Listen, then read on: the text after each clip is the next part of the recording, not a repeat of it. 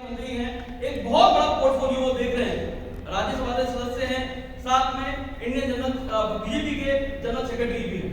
तो एक बार उनके लिए जोरदार तालियां होनी चाहिए। तो आज उनका आशीर्वाद लेकर के हमारे सारे महानुभाव यहाँ आए हुए हैं। तो इस अवसर पर मैं अनुरोध करूंगा कि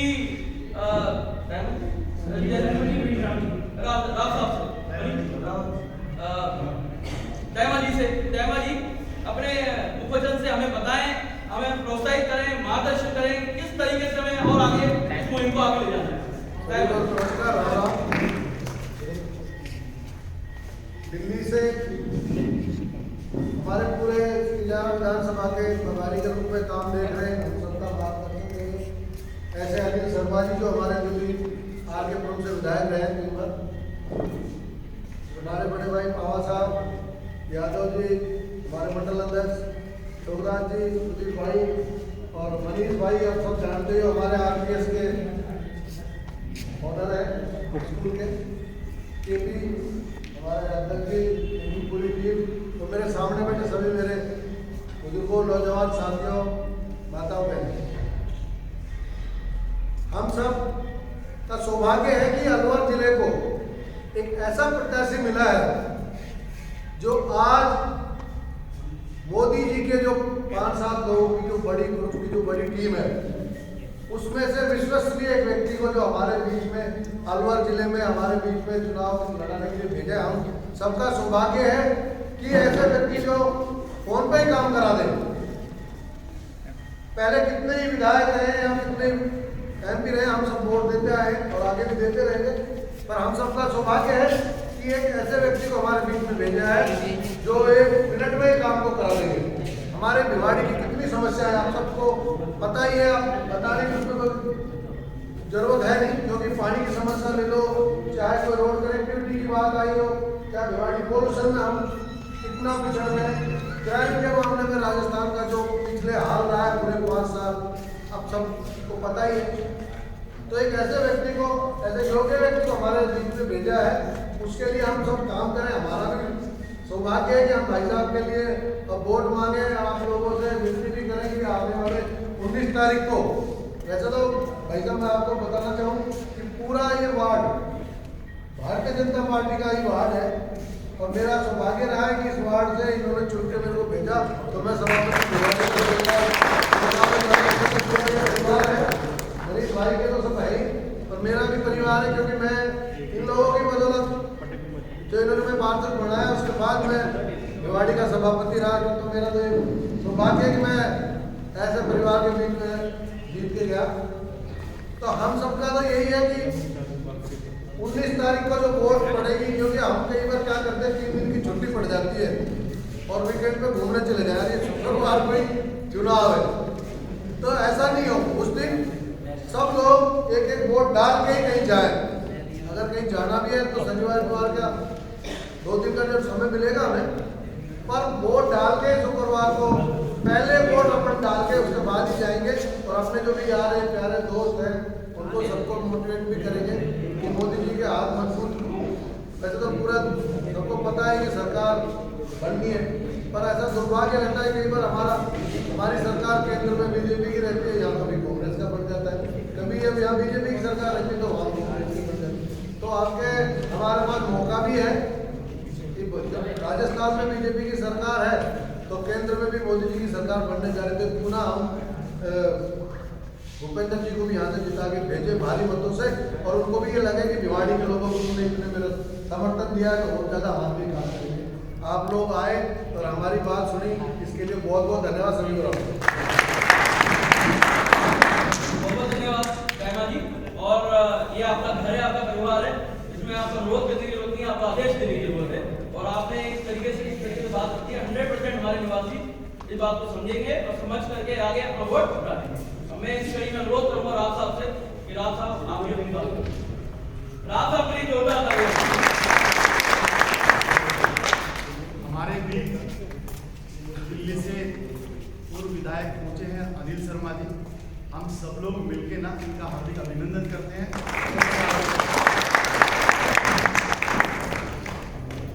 आप सभी का धन्यवाद भी हम करना चाहेंगे कि आप लोगों ने मेरे बड़े अच्छे दोस्त हैं संदीप दाइमा जी, इनको जिताया और बाबा बालकनाथ जी को जिताया। आपका बहुत बहुत धन्यवाद। देखिए, लोकसभा का इलेक्शन है, मोदी जी का इलेक्शन है, इसको हमें एक उत्सव के रूप में मेरे ख्याल से लेना चाहिए। आम इलेक्शन की तरह नहीं लेना चाहिए, एक उत्सव की तरह लेना चाहिए। जैसे हम लोग होली दीपावली का फेस्टिवल का त्योहार मनाते हैं, वैसे वो तो अपने घर के लिए बनाते हैं। ये हमें देश के लिए सोचना चाहिए कि यार ये तो फेस्टिवल है, होली और दिवाली से भी बड़ा फेस्टिवल है। इसमें आपका देश 5 बड़ी अर्थव्यवस्थाओं से ऊपर उठ के ना तो 3 में आने की कोशिश कर रहा है। 2018 में विकसित भारत की बात की गई कि भाई भारत को विकसित देश बनाना है, और विकसित देश की परिभाषा लगभग हर आदमी की जो सैलरी होगी वो 9 to 10 लाख पर एनम के बीच में होगी। विकसित भारत की, विकसित देश की ये परिभाषा है, तो सबको फायदा मिलेगा। तो हम तो कह रहे हैं कि ये जो इलेक्शन है ये विकसित भारत की तरफ लेके जा रहा है भारत को, और उस विकसित भारत में हम पॉजिटिव होके ना ये सोचे कि विकसित दिवाली भी होने जा रही है। और विकसित दिवाली के साथ साथ विकसित दिवाली क्यों होने जा रहा है? सबसे ज्यादा रेवेन्यू अगर राजस्थान में अगर कहीं से आ रहा है राजस्थान गवर्नमेंट के पास, तो मैं गलत ना हूं तो मेरे ख्याल दिवाली से आ रहा है। तो जिस तरीके से गवर्नमेंट अपना टारगेट लेके चल रही है, और मैं तो ये बोलूंगा कि ये लोग तो संकल्प से सिद्धि तक लेके चल रहे हैं।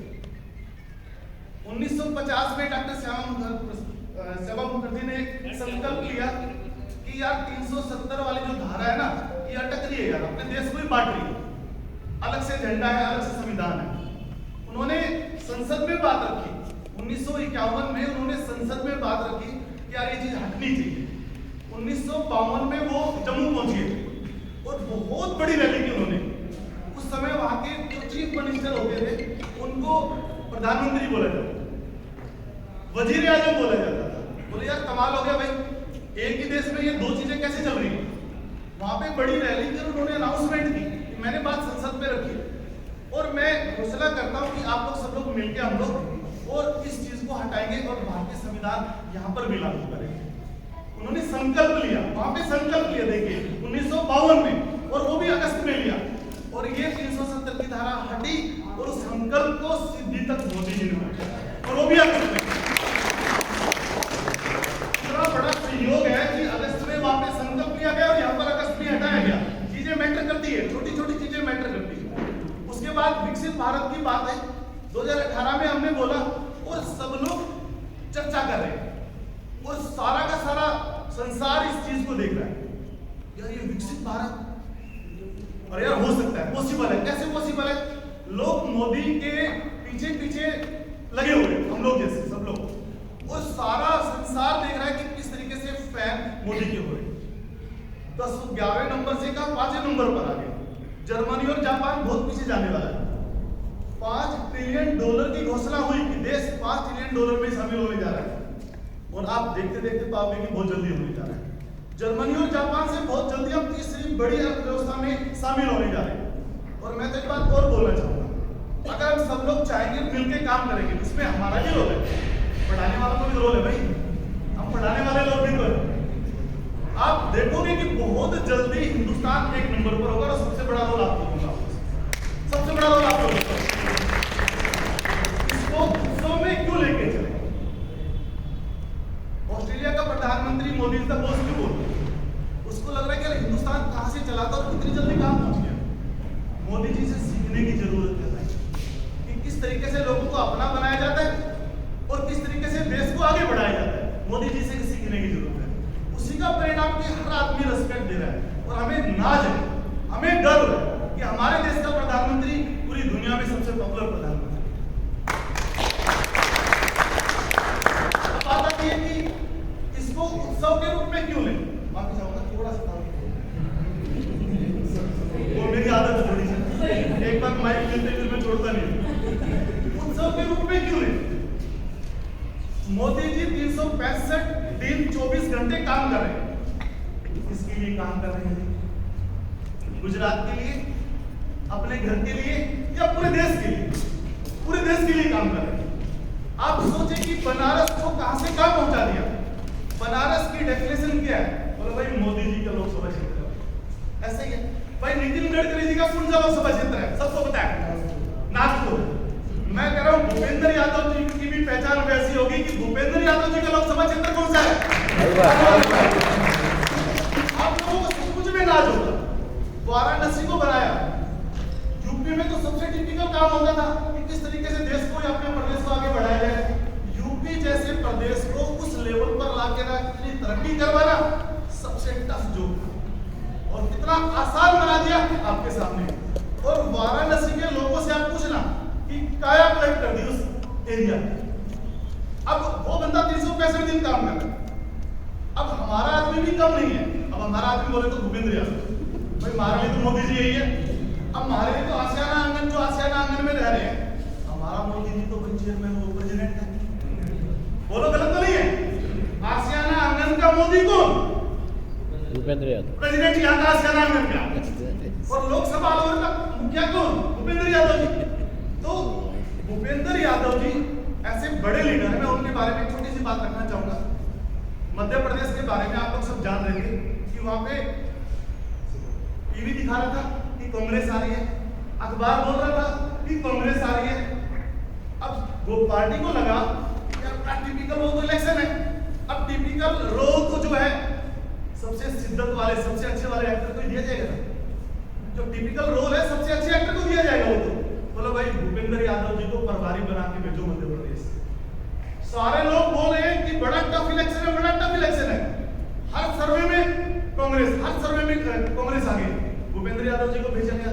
इन्होंने 3 महीने इस तरीके की प्लानिंग बनाई कि प्रचंड बहुमत के साथ बीजेपी 163 सीटें जीत गई 230 में से। आप लोग सचमुच में आप लोग सौभाग्यशाली हैं।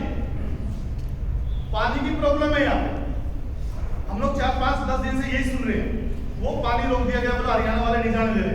सीवरेज की प्रॉब्लम है, टोल की प्रॉब्लम है, और ये भी बात आती है कि भाई हम लोग थोड़े दिनों के लिए तो आते हैं और उसके बाद गायब हो जाते हैं। ऐसी बात भी है। मैं तो आरपीएस से बाजू नहीं रहता। आप लोग कभी भी आए, 24 घंटे हम आपके साथ हैं। कुछ लोग पेरेंट्स भी बैठे, पेरेंट्स भी बता देंगे बच्चों के साथ किस लेवल पे आप लोग काम करते हैं। बात आती है कि हम लोग जिस उम्मीदवार को यहाँ पर लेके आए और मोदी जी ने भेजा, सचमुच में हम सौभाग्यशाली है कि इतना अच्छा उम्मीदवार हमारे बीच में है। उनके पास प्लानिंग है। वाराणसी को मोदी जी ने चमकाया, नागपुर को नितिन गडकरी जी ने चमकाया। आप देखना कि अलवर को भूपेंद्र यादव जी उस स्तर पर चमका देंगे, ये मेरा वादा है। आप लोगों को नाज होगा कि यार किस तरीके का मास्टर प्लान बना। राज्यों में बिलीव करते हैं कि लाओ भाई किस किस की प्रॉब्लम्स है। मैं उनसे मिलने चला गया, मैं एक वाक्य बताता हूँ बस। ऐसे एक हॉल है, उसमें बेंचेज लगी हुई है, चेयर्स लगी हुई है। हम लोग क्या करते हैं कि हम बैठ के आते जाओ और बताते जाओ, आते जाओ बताते जाओ। उनकी कार्यशैली उल्टी है। आप लोग बैठो और हम उठ के आएंगे आपके पास। बताइए भाई साहब, बताइए भाई साहब, बताइए भाई साहब। ये मैंने अपनी आंखों से देखा है। तो आप सोचिए कि किस लेवल का आदमी काम करने वाला है। तो मैं तो ये बोलना चाहूंगा, 19 तारीख रामनवमी भी है ना, रामनवमी भी है। भगवान राम का नाम लेके ना 1900 है, बता रहे वो अखबार वाले कहीं कर देते ना। तो मैं तो कह रहा हूँ उस दिन राम का नाम लेके ना हम अपने घर से निकले। और संदीप भाई साहब ने बिल्कुल ठीक बात बताई कि भाई 3 दिन का हो गए, चलो भाई बाहर। भगवान देख रहे सब, भगवान देख रहे सबको बता दिया। एक आदमी देश के लिए अपनी दिवाली भी सैनिकों के बीच में मना रहा है। एक आदमी देश के लिए अपनी होली भी सैनिकों के बीच में मना रहा है। और हम एक दिन के लिए अपने देश को देश के लिए नहीं दे सकते हमें। प्लीज आप लोग दें। और मैं तो कह रहा हूँ गली मोहल्ले में, ये तो मिनी इंडिया है, मिनी इंडिया। यहाँ से पूरे हिंदुस्तान में मैसेज आए, सबसे ज्यादा वोटों से हम भूपेंद्र यादव जी को जिता के भेजें। इनको भी कॉन्फिडेंस आएगा और काम करने का मजा ही अलग होगा। और भिवाड़ी से 95% वोट बोलो। मैं तो मैं ये चाहूंगा, कहना भी चाहूंगा, आपसे रिक्वेस्ट भी करना चाहूंगा 95% अगर वोट पोल होता है तो भूपेंद्र यादव जी के पास ये मैसेज जाएगा, चलो भिवाड़ी, आओ भिवाड़ी, करवाओ भिवाड़ी और भिवाड़ी को बनाओ भिवाड़ी। आप सभी से अपील है कि अड़ोसी पड़ोसी को जाने, अगर नहीं जान रहे हैं अड़ोसी पड़ोसी को जाने और उनको सबको लेके आए। अगर कहीं बाई चांस किसी व्हीकल की प्रॉब्लम है या कोई भी दिक्कत आप लोग महसूस करते हैं तो हम आप लोगों के साथ हैं। बहुत बहुत धन्यवाद आप सबको।